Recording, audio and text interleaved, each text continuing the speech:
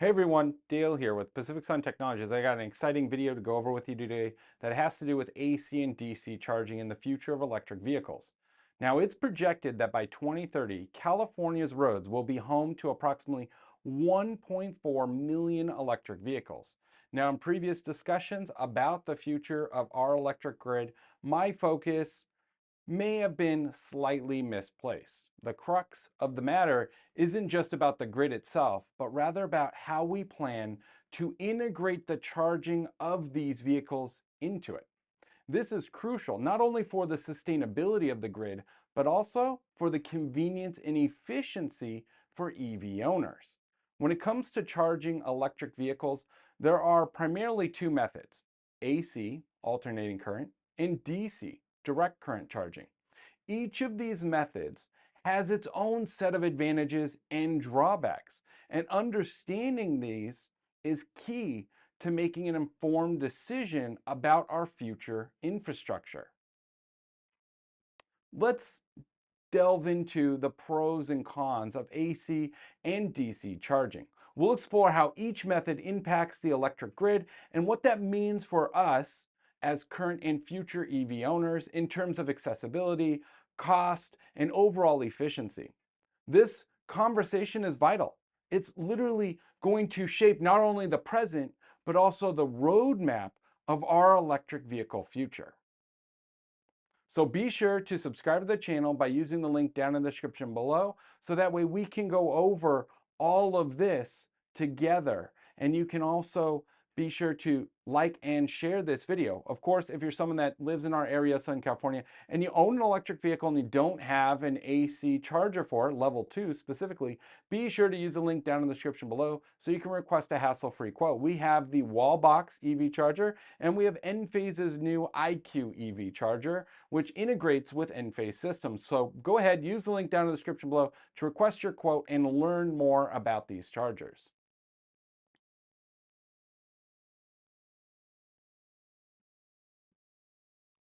Starting off with AC, alternating current charging. It's the most commonly used method for electric vehicles, especially in homes and workplace settings. But how exactly does it work?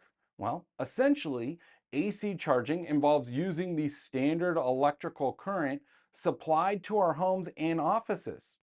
Current is typically at a lower voltage, 120, 240, heck, even 208 volts, which the onboard charger of the electric vehicle then converts into DC. This is direct current to store in the vehicle's batteries. All batteries, whether they're for your home or an electric vehicle, are DC. This method of charging is widely adopted for several reasons. First, it's compatible with existing electrical infrastructures, makes it highly accessible. Yes, it's really easy. Most homes and workplaces already have the type of power outlets required for AC charging, which means setting up an AC charger station is relatively straightforward and pretty cost effective. Additionally, AC charging is generally slower compared to DC charging.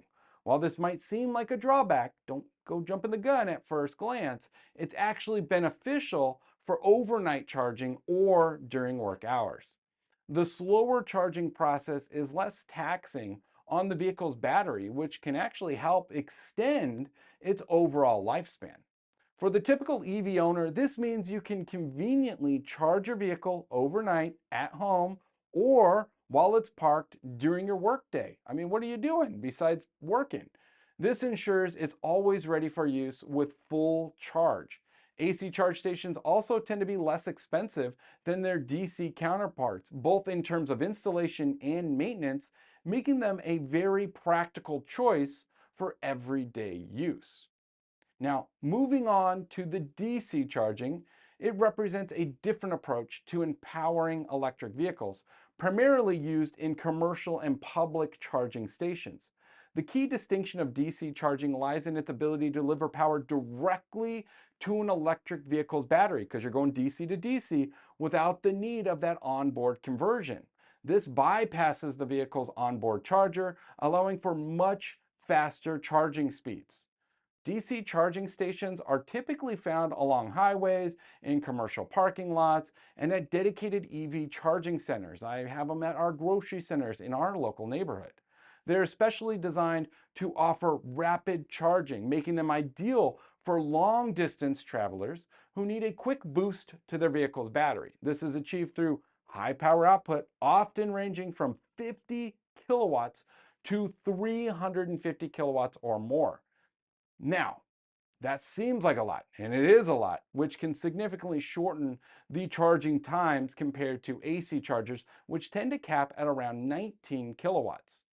For example, some DC chargers can provide up to 80% charge in just under 30 minutes, depending on the vehicle's capabilities and the charger's power output. Let's extend on that. Some of the vehicles can't take 350 kilowatts continuously. It might be throttled to, say, 160 or 200 kilowatts of DC power, even though the charger can provide more. However, this convenience and speed come with certain trade-offs. The primary consideration is the cost. DC charging stations are way more complex and a lot more expensive to install and maintain compared to AC stations. This is due to the higher power requirements and the need for specialized equipment capable of safely managing such high energy transfer rates. What you may not realize when you're at a DC charge station, yes, you're in front of a charger, but there actually might be some stuff that's closed off that you're not really paying attention to, and it's going to be an inverter and a large battery bank.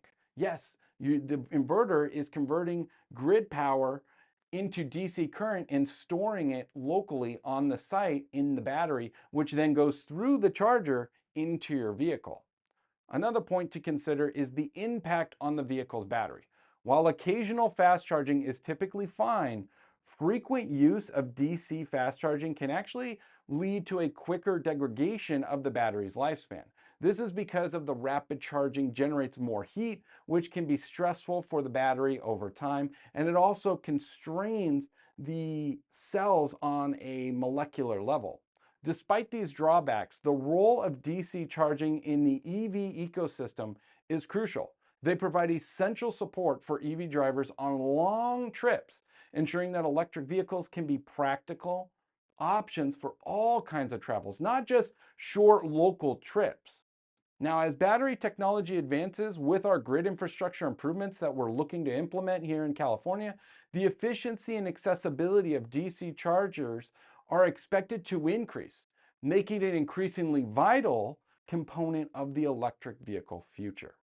As we look forward into the future, increasing reliant on electric vehicles, understanding the new nuances of AC and DC charging becomes pivotal. Both charging types present clear advantages and disadvantages, shaping their roles in this evolving landscape of electric mobility. Now, AC charger advantages are pretty straightforward with my considerations. Widespread and easy to install. AC charging stations are often compatible with existing electrical infrastructure, making them easy to install in homes, in workplaces, and such. They're also cost effective. They're generally more affordable in terms of both installation and maintenance. They're also gentler on the batteries. The slower charging process is less stressful on the EV batteries, which will potentially prolong their lifespan, which is something we want to see. Now, there are AC charging disadvantages. It's slower charging speeds. That's very apparent. AC chargers are typically take longer to fully charge an EV, which may not be ideal for those of us needing a quick top up before heading on our journey. Now, they also have limited power delivery. They usually offer lower power levels, making them less suitable for rapid charging requirements. And depending on where you're charging with your AC charger, they might be piggybacked off of each other and running in parallel or in series together. So if that's occurring, maybe you have a charger that you're plugged into that's rated at 19.2, but if three or more vehicles are also plugged in, it's going to derate that charger and maybe you only get 3, 4, 5 kilowatts instead. Now, DC charging advantages are pretty clear as well.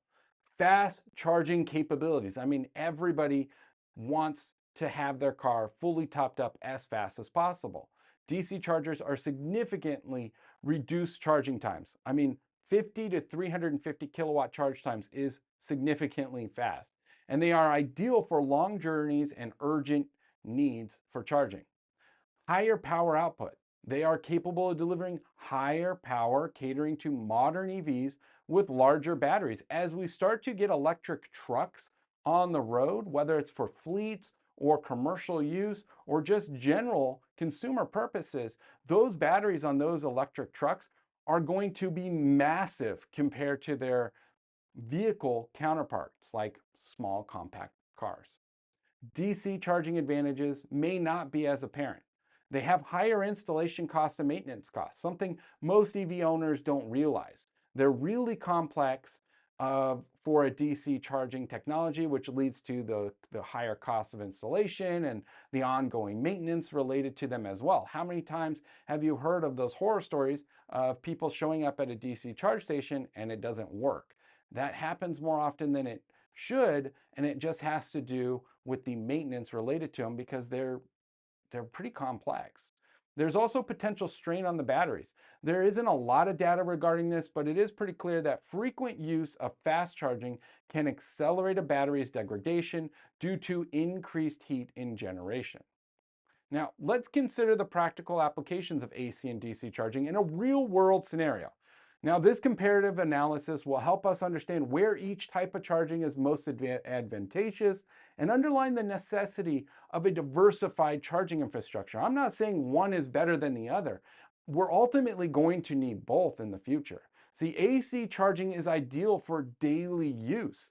AC charging is particularly well suited for everyday scenario like charging at home overnight or charging at the workplace during the day. If you don't have to stop at a DC charge station because you can charge at home and you can charge at work and you can charge at a restaurant, you can charge wherever you go just to continuously trickle charge, then you always have a full tank of gas. It doesn't matter that it's a slower charging speed because it aligns perfectly with these situations where you're there for 1, 2, 3 or more hours and the car's just parked for extended periods doing absolutely nothing besides charging and maintaining a higher level.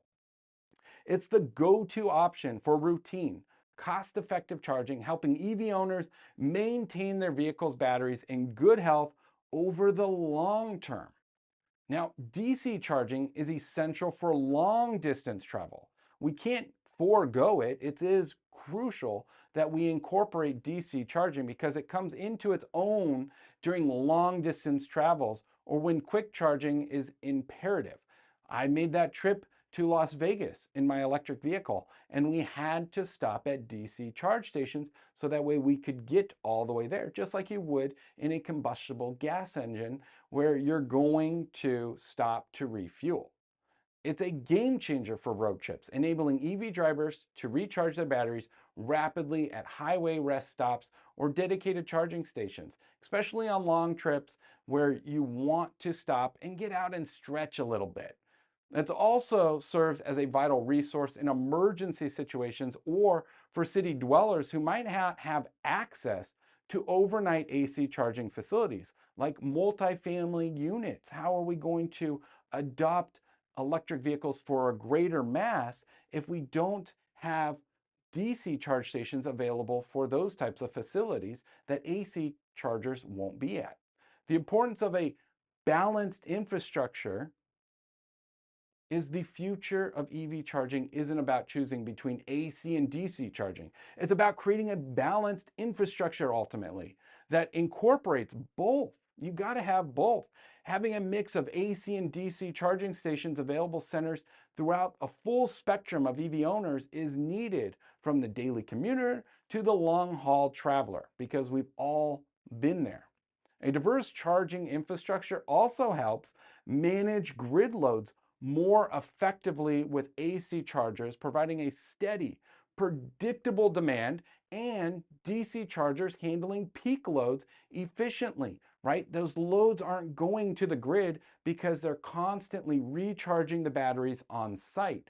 Also, California is working towards making sure that we can do vehicle to grid charging. So you would be able to have your vehicle parked at work. And if the grid needed an influx of power, they would stop charging the car. And instead, the vehicle would discharge to the car.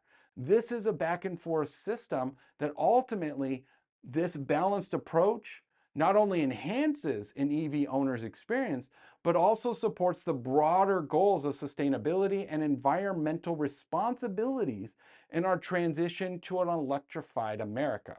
As we continue to embrace electric vehicles, as myself owning one, I definitely would recommend you giving one a try. Understand and implementing a mix of AC and DC charging solutions will be a key to greater adoption over the next couple years. This approach ensures that we meet the diverse needs of all EV owners while paving the way for a more sustainable and efficient future in electric transportation. Well, that's it. That's all I got for this week's video. Be sure to subscribe to the channel. And if you really like this video, give it a thumbs up and share it with your friends and family. I'm a huge advocate for clean, renewable energy in the state of California and throughout the United States of America. I want to see and I'd love to be a part of your transition to clean, renewable energy. So go ahead, use the link down in the description below to request a quote from us to switch to clean, renewable energy via solar with a home battery backup system, or get a level two EV charger installed at your home. So thanks for watching. I'll see you in the next one.